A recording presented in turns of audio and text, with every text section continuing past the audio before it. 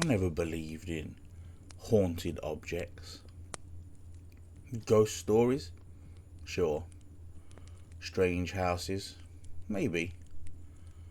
But the idea that something so small and fragile as a doll could carry darkness, could watch you, wait for the right moment to move. I used to laugh at the idea. But after what happened when I moved into my grandmother's house, I don't laugh anymore. When I first walked into my grandmother's house, it felt like stepping back in time. The place smelled of dust, old paper, faintly of roses. It was in our family for generations, and now it was mine. 2 stories tall with faded wallpaper, wide wooden stairs, floorboards that moaned and groaned under every step.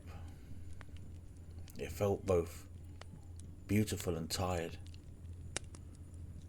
Out the back stretched a large garden, the rose bushes now wildly overgrown. As I walked through, exploring a place I hadn't been since I was a child, memories flooding back of Gran always telling us to stay out of the attic. But now it was mine, so I had to see what was up there. I climbed the old staircase. The room just filled with choking dust. I was left underwhelmed. It was just an attic. Nothing special. It was nearly empty except for a leather-bound studded trunk with 2 heavy iron clasps. It was covered in thick dust, shoved against the far wall. When I pried it open, the inside was faded with old markings I couldn't quite place, but they seemed eerily familiar. Laying at the bottom, I found her. Just a doll. Porcelain face, cracked across one cheek. Those glass eyes that seem to always follow you around a room.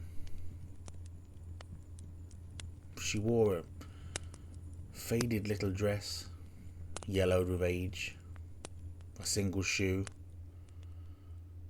I should have closed the trunk, locked it, left it there, but I didn't. I carried her downstairs, placed her in my grand's old rocking chair. A few days later, my sister came by with her 2 kids. As we sat in the kitchen, my niece wandered off exploring and came back holding the doll. "Where did you get this?" she asked, brushing the dust off its dress. My sister looked up from her tea, frowned and said flatly that it was creepy and we should get rid of it. We all laughed it off. But when they left that evening, the doll stayed in the corner of the kitchen, laying stiff and silent. That night, as I settled into bed, a faint knocking somewhere in the house. It was soft, irregular, something hollow tapping against wood. Told myself it was just the old house making noises I wasn't used to. Then came a humming, so faint at first. I thought it was wind through the eaves, but it was a tune, childlike, off-key, a nursery rhyme I couldn't quite place. And for the first time, the house felt too big, and I felt very, very small. I curled deeper into my sheets, thinking I just wasn't used to being here yet. The following morning, blurry-eyed, I stumbled into the kitchen for coffee. The doll was sitting upright on the counter. I frowned, picked her up and laid her aside near the bread bin. As I poured myself that first mug of morning clarity, I heard a shifting sound. As I turned back around, she was upright again, propped neatly against the wall. I froze staring at her. My mind raced for excuses. I hadn't slept much. Maybe I knocked her upright without noticing. Maybe I was still dreaming. I brushed it off, uneasily though, and went to work. But all day long, I had that strange lullaby stuck in my head. The same one I'd heard the night before, like a child's nursery rhyme looping endlessly in the back of my mind. When I came home, the doll was still sitting on the kitchen counter, exactly where I'd left her. That night, I lay in bed, just listening to the house creak and groan. The tune in my head again, soft and taunting. Just as my eyes were about to close, against my bedroom door, I held my breath, staring at the dark outline of the wood. When I finally forced myself up and pulled the door open, nothing, just empty hallway stretching into shadows. I closed the door, told myself I was being ridiculous, and eventually managed to drift into an unsettled sleep. When I woke, the wall beside my bed had been scratched, a word gouged deep into the plaster with something sharp. Play. Heart hammering, I ran downstairs. The doll was sitting on the counter, still and silent. But out the corner of my eye, I swear I saw her head twitch, ever so slightly, just to face me.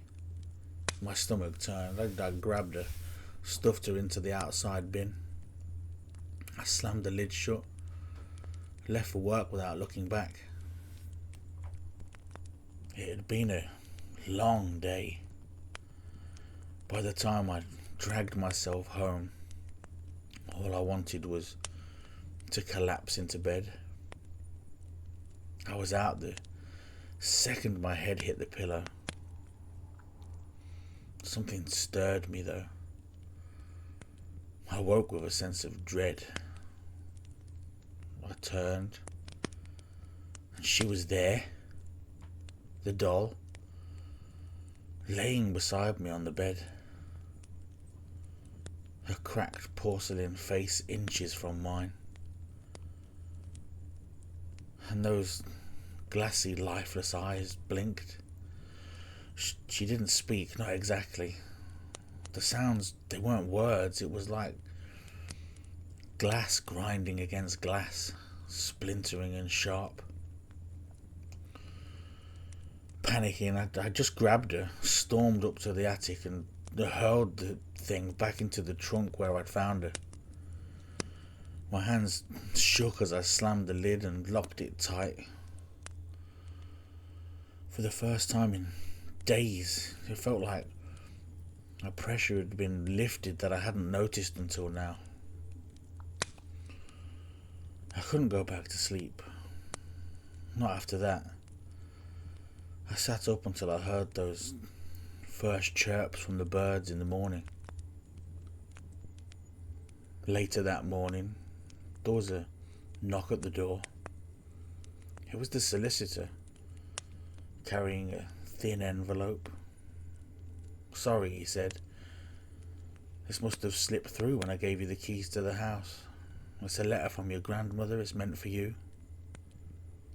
I opened it right there in the doorway. It was just 4 words.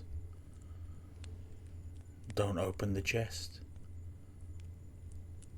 But sometimes, at night, even now, when the world is quiet, I still hear it. That faint, broken little lullaby, a child's nursery rhyme sung off key. And I know she's still in there, waiting. But it's my job now to make sure whatever that abomination is never sees the light of day again.